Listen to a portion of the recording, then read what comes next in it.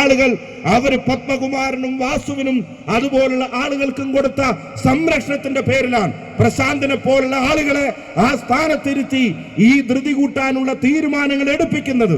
ഈ കാര്യങ്ങളെല്ലാം അറിഞ്ഞിട്ടും ഇതേ പോറ്റിക്ക് ഈ 2025 വീണ്ടും അയ്യന്റെ സ്വർണം പൂശാൻ, അതിനു വേണ്ടി അത് വിട്ടുകൊടുക്കാൻ ഉത്തരവിടാൻ ഇവര് കാണിച്ച ധൃതിയും തിടുക്കവും എന്തിനായിരുന്നു എന്ന് കോടതികൾ ചോദിക്കുന്നു.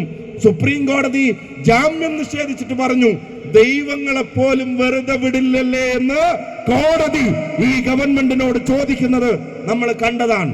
അങ്ങനെ അഴിമതിയിൽ മുങ്ങിക്കുളിച്ചിരിക്കുന്ന ഒരു ഗവൺമെന്റ്, ജനങ്ങളുടെ മുമ്പിൽ കയ്യോടെ പിടിക്കപ്പെട്ട ഒരു ഗവൺമെന്റ്, ആ ഗവൺമെന്റ് ഇപ്പോ വർഗീയതയും കൊണ്ട് ഇറങ്ങിയിരിക്കുകയാണ്, വിഭാഗീയതയും കൊണ്ട് ഇറങ്ങിയിരിക്കുകയാണ്. ആളുകളെ തമ്മിലടിപ്പിക്കാൻ സർക്കാർ തന്നെ ഇറങ്ങിയിരിക്കുന്നു. ജനങ്ങൾ നിങ്ങളെ ചെകിട്ടത്തടിക്കുന്ന വിധിയായിരിക്കും അടുത്ത നിയമസഭാ തെരഞ്ഞെടുപ്പിൽ ഇവിടെ ഉണ്ടാവാൻ പോകുന്നത് എന്ന കാര്യത്തിന് സംശയം വേണ്ട. അങ്ങനെ നിങ്ങൾ പറയുമ്പോ തീർച്ചയായിട്ടും ഇവിടെ പെൻഷന്റെ കാര്യത്തിൽ ഉൾപ്പെടെ ഒരുപാട് പരാതികൾ, ഈ അധ്യാപക മേഖലയിലെ ആളുകൾ ഇടപെടുന്ന പാഠപുസ്തകങ്ങളുടെ നിലവാര തകർച്ച, ചോദ്യങ്ങളിലെ ചോദ്യോത്തരങ്ങളിലെ പരീക്ഷകളിലെ ഈ പറയുന്ന സിലബസിലെ കരിക്കുലത്തിലെ എല്ലാം നിലവാര തകർച്ച ഇവിടെ ഉണ്ടാകുന്നു. കുട്ടികളുടെ എണ്ണം കുറഞ്ഞുകൊണ്ടേയിരിക്കുന്നു. ഉന്നത വിദ്യാഭ്യാസ മേഖലയിലെ കാര്യങ്ങൾ ഇവിടെ പറയാൻ സാധിക്കില്ല. കാരണം അത്രത്തോളം തകർന്ന് തരിപ്പണമായി ജീവനും കൊണ്ടോടി ഇവിടുന്ന് കുട്ടികൾ രക്ഷപ്പെടാൻ കാത്തു നിൽക്കുന്ന അവസ്ഥയിലേക്ക് കേരളത്തിന്റെ ഉന്നത വിദ്യാഭ്യാസ മേഖലയും മാറിയിരിക്കുന്നു.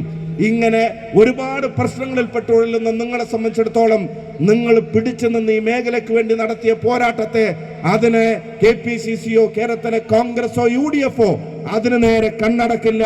നീതിയും ന്യായവും നടപ്പിലാവാൻ നിങ്ങൾ മുന്നോട്ട് വെക്കുന്ന മുദ്രാവാക്യങ്ങളോട് നീതി പുലർത്താൻ കേരളത്തിൽ ഒരു ഗവൺമെന്റ് ഉണ്ടാകും. കേരളത്തിൽ ഒരു ഗവൺമെന്റ് നമ്മൾ ഉണ്ടാക്കും. അത് കേരളത്തിലെ ജനങ്ങളുടെ കൂടെ അനിവാര്യതയാണ്.